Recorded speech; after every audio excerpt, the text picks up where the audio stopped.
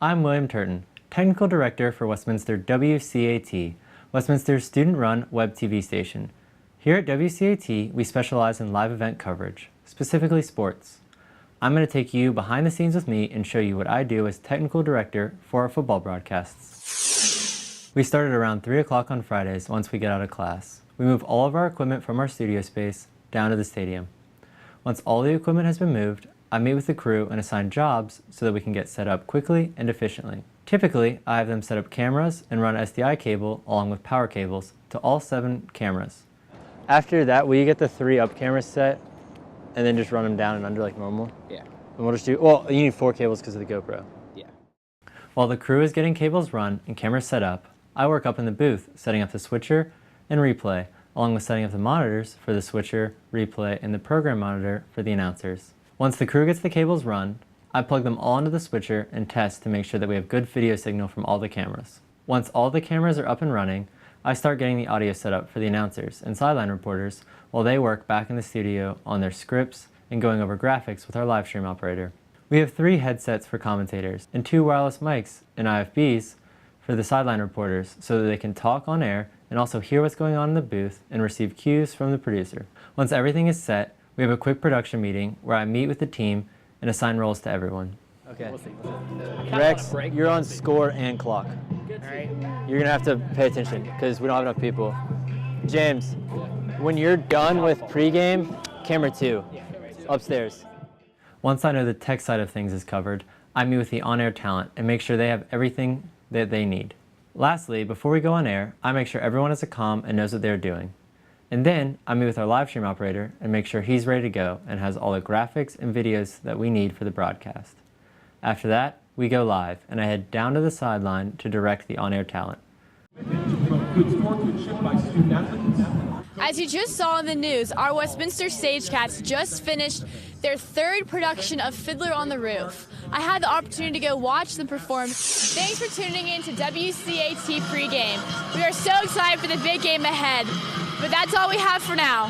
We'll see you later on M&M Talk. Once we're done with the pregame sideline report and the game starts, I head back up to the booth and direct. And take one.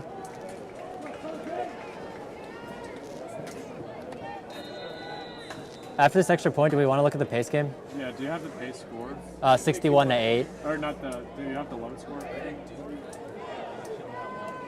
Is it in 61-8 in the 3rd quarter or 4th? I can't see. It says quarter 3. 2 take 2. 2 is live. Let's do a replay. Replay graphic in, please. 7 takes 7. Tell him. Cue him. Coming out, replay graphic in, and 2 take 2.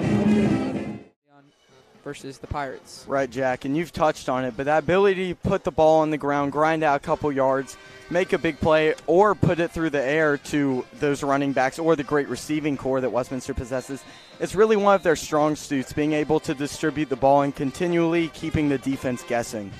And the leading receivers on this Cats team in terms of receptions, Nance Hill with 20 receptions, Jono Isler with 20 receptions as well. And we're going to take a live look at what Pace and Towers are doing. Pace with a big lead.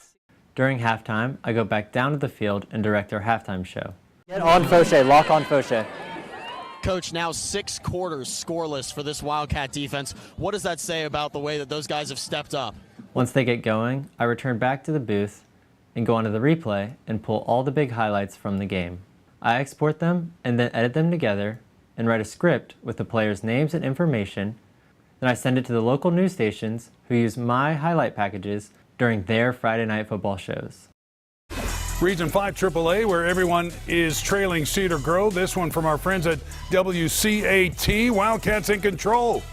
We're not quite done yet. Stone Mountain of Westminster from our friends at WCAT Westminster. The Wildcats hand it off to Paul Wellington, the big hit, but he still gets the first down. And that play keeps working. They do it again. And Westminster finishes the drive with a touchdown. They win 55-0. No sweat, no trouble for those guys.